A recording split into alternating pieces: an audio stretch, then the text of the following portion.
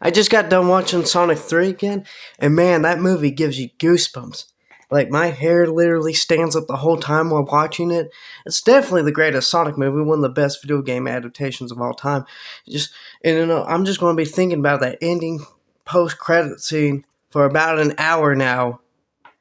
Because, like, Metal Sonic shows up, and it's not just one Metal Sonic, but a whole freaking army of Metal Sonics and Amy. So, the next movie is going to definitely have time travel. If it has time travel, then it's got to have silver in it.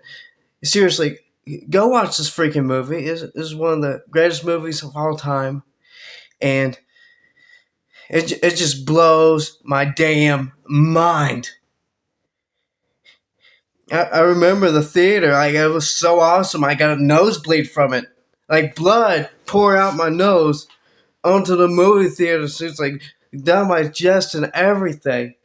And it's just like, as a Sonic fan, it's going to be hard to top it, but they're definitely going to top it.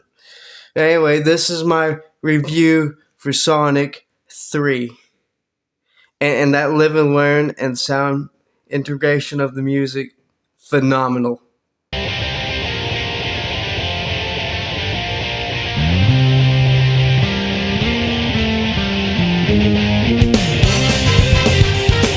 As a lifetime Sonic fan, this movie made me emotional, sweat, scream, bleed, and cry tears of joy. It's a once-in-a-lifetime experience. The best word I can use to describe this movie is beautiful. It does all the characters justice. Everyone hasn't missed a beat. I remember the hype leading up to this movie. So many rumors about when the trailer will release. To be honest, it was pissed me off towards the end, because it got to the point, like, my hype died down. It's like, just release the movie or not. But the opening, fantastic opening. The opening starts with Prison Island. And because of SA2, I immediately knew things were going to go down. Shadow breaks out of prison from a frozen sleep. And I was like so happy that he did the roundhouse kick from Sonic 06. Keeping the tradition with these movies of having tons of references for the fans. The battle is crazy. He punched and kicked a gun soldier so hard that the gun soldier broke glass. I'm pretty sure he broke his back too after hearing that crunch. I was like, I went to a premium experience theater, and the speakers were so loud my ears were ringing, and the size of the screen was immaculate. Then after the fight, on the screen, the logo pops up saying, Sonic the Hedgehog 3. Oh yeah, this movie isn't fucking around. It's Sonic the Hedgehog 3. Badass 3-quel is going to take itself slightly seriously. Trust me, this movie does have silly moments. And they really do get silly. I mean, like, really silly. Especially that VR scene. But I feel it balances the tone really well before mixing them at the end. It cuts to Sonic and Tails and Knuckles racing, and those two presumably losing. It turns out that they're just holograms meant to distract Sonic for his Be-Earth Day. Get it? Be-Earth? Because it's the anniversary when Sonic landed on Earth? Corny joke, but the movie runs with it. It's basically just a scene to set up what happens later, where Tom said, you didn't let your pain change you. Foreshadowing Shadow. Because Shadow let his pain change him, and later on Sonic does the same.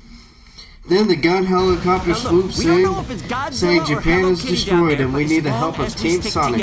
Which leads to one of my favorite lines of the movie. Perfect name, no notes. Oh, and Sonic says the line from SA2. You know, the one about low-budget flights and no movies? I was so freaking happy when he said that. I know they only put that in there for the fans, and I love that, and I appreciate that. Thank you, Jeff Fowler.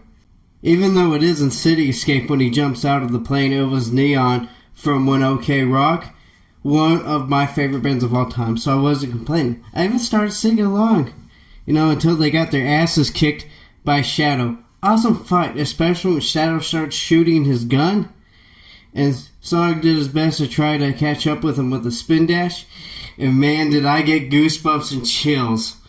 I freaking love that scene. Then after that, they go to a Chow Garden, not a place you raise Chow like in the games, but a Chuck E. Cheese-like place. Even still, it was still cool to see Chow in a Sonic movie. Then a mysterious motorcycle guy bombs the place, which actually ends up killing the Olive Garden guy. No joke, he dies.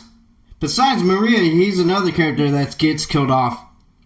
He never shows up again, and in his dying breath, he gives Sonic a key and tells him he needs to keep it away out of the wrong hands. And the mysterious motorcycle guy was revealed to be Agent Stone. Yes, Agent Stone kills off someone. To be honest, that's pretty badass.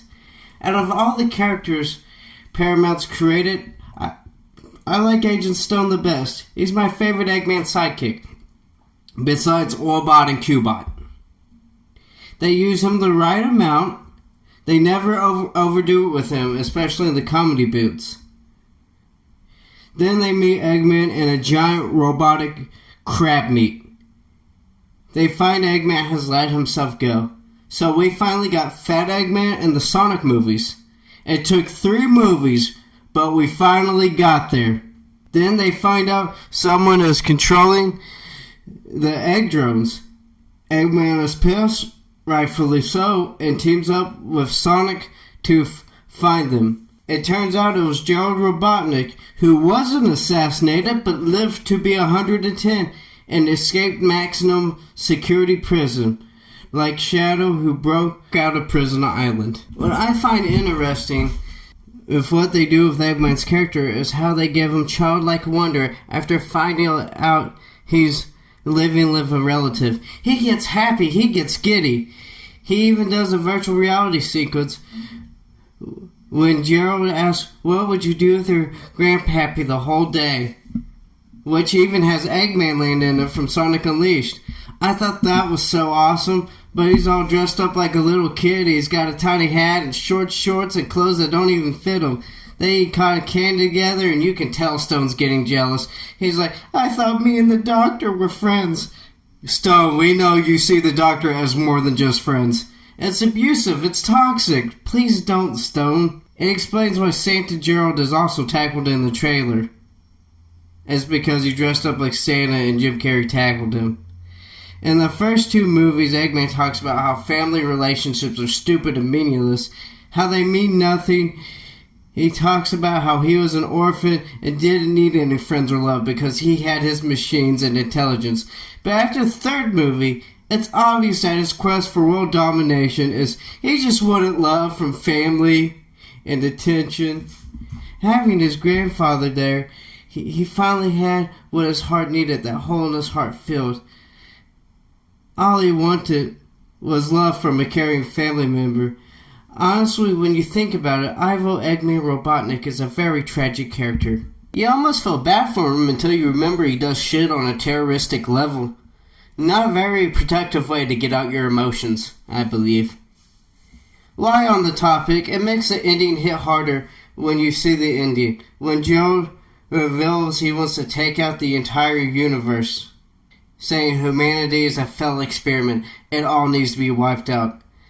This is all to get revenge on Gunn for killing Maria. Eggman tells Gerald, Baba, we have family again, we have each other, isn't that enough? And Gerald basically says, I don't give a damn about you. I used to get what I wanted. When Maria died, I had no family left, and Jim Carrey's performance really stands out here. The look he gives and emotes on his face just screams complete and utter heartbreak. Like he just lost everything and felt like he had nothing to live for. Honestly, this scene made my heart sink. My friend in the theater did lean over to me and said, okay, that was fucked up. So it kind of makes it funny now because I think about that. Even when Gerald tries to kill Eggman, he still wants to say, I love you, Granddad, but ends up killing Gerald by evaporating him in a laser by sticking sonic quills up his ass and making him fart. I forgot to mention, this happens on the Space Colony arc, which was cool to see on the big screen. Shadow's story is also sad but good.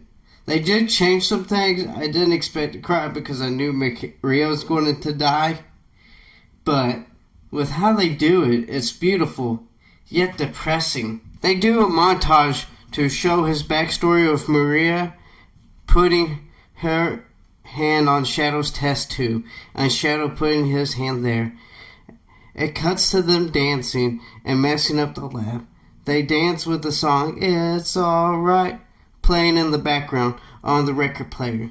Shadow is awkward at first, but he slowly gets more comfortable with her and even starts to smile and laugh with her. There is a scene where they watch a 50s B movie called Attack of the Alien Monster, or something like that. Then Shadow gives a depressed look of insecurity. Which is true, Shadow was feeling insecure because of how the scientists see him.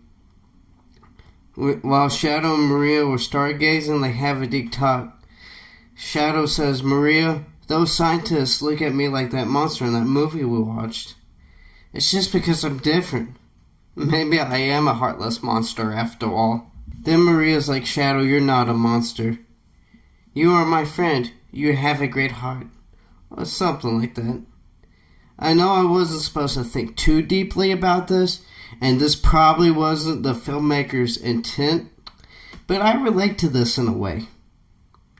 But I understand and feel Shadow's pain.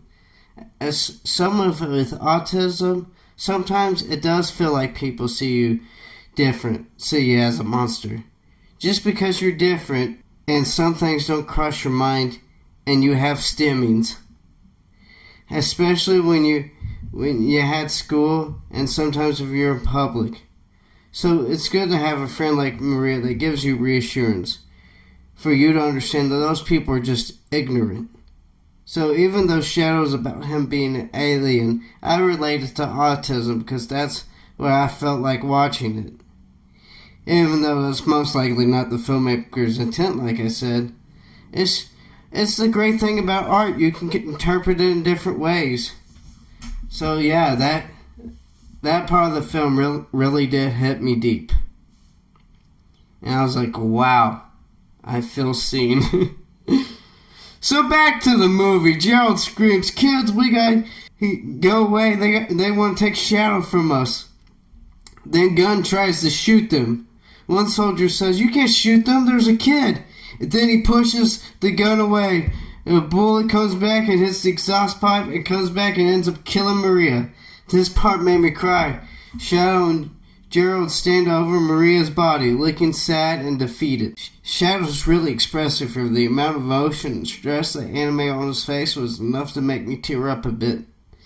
And then when they freeze him, there's a look on his face like, "You're fucking dead once I get out of here." Like, he looks really angry. There's this fun dance number where it's like, "My finger is on the button, push the button." It's well choreographed. Like, Jim Carrey, for being someone in the 60s, he's very agile. Then after they get the key, Sonic finds him and he charges out them way ahead. And there's the funny part where Knuckles is like, "Break glass in case of emergency." And he's just so happy to break the glass and it's infectious.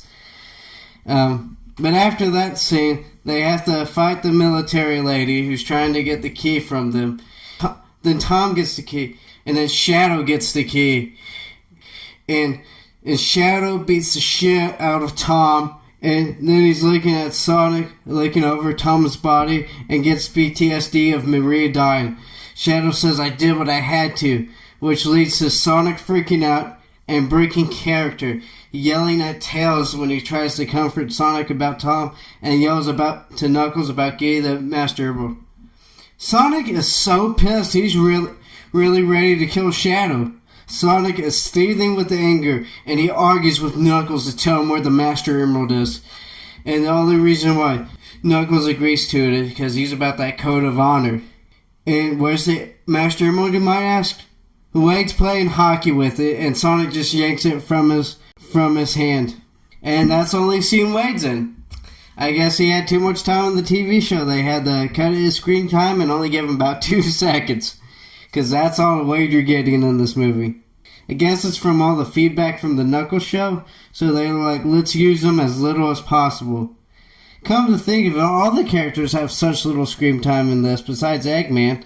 Tom and Maddie, I think they get like a total of 15 minutes. Wade's 30 seconds. Rachel, Randall, I don't know whether they count them or not, since they were only holograms for Tom and Maddie.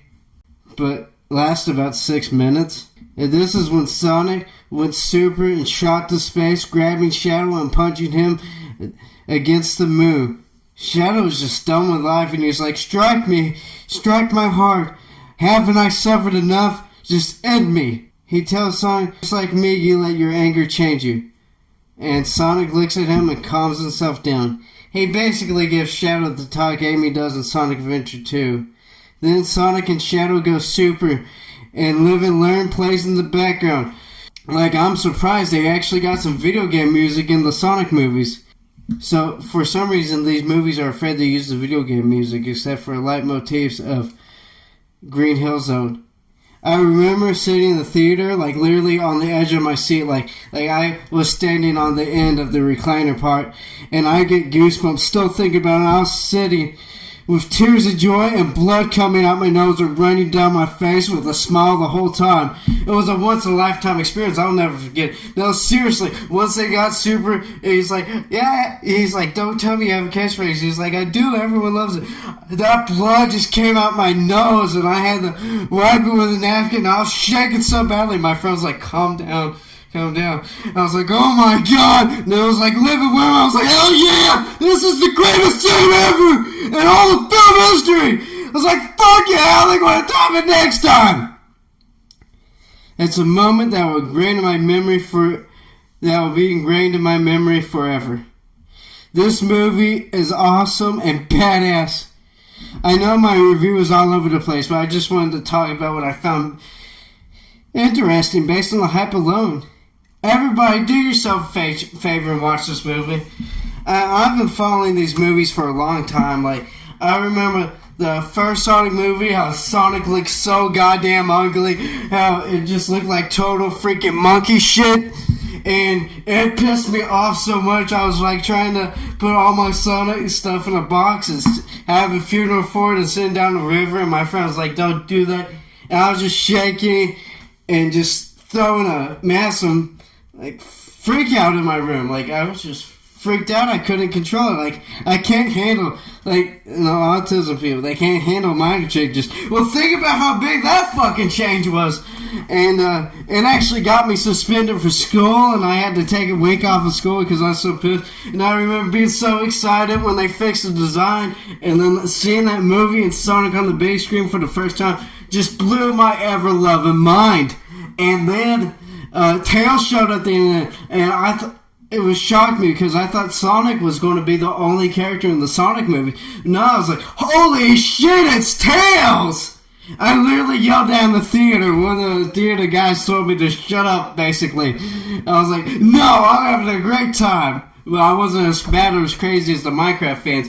And I remember the hype with Sonic 2 and Knuckles being in that trailer. He was like, do I look like I need your power? I was like, oh my god, holy fuckles, it's Knuckles. And I remember passing out when I saw that. Family thought I was going to have to go to the hospital. And then I remember Shadow was like, oh my god, Shadow! And I basically had a screaming match with some girl in the theater because it was so cool. And I was so excited for Shadow. And then at the end of this movie, they tease Metal Sonic. It's just an army of Metal Sonic, and we're going to have a Govieta movie, and then it's going to have the future with Silver and stuff, and Amy's there, and it's going to be like Sonic CD mixed with Sonic 06, and Mavlis is going to be there. It's just, I love these movies so much because they do the Sonic characters justice, and it's just so cool seeing my favorite characters on the big screen in life. And I love Sonic because he is the symbol of freedom. He does what he pleases. He loves life, and he just says keep going forward and move on past the hardships and don't let everything beat you down. It's a hard lesson to keep up with, but if you keep fighting forward, you can make your dreams come true. And just Sonic means so much to me, and I just love these movies. But yeah, that's my thoughts, and I'm so excited for Sonic 4. Which comes out on my birthday, by the way. My birthday movie. And it's perfect. It's going to blow 3 out of the water. Like, a birthday, it can't be a coincidence. I'm so integrated with this character at this point. It's crazy. Like, yeah, I'm just... Wow, this movie was awesome.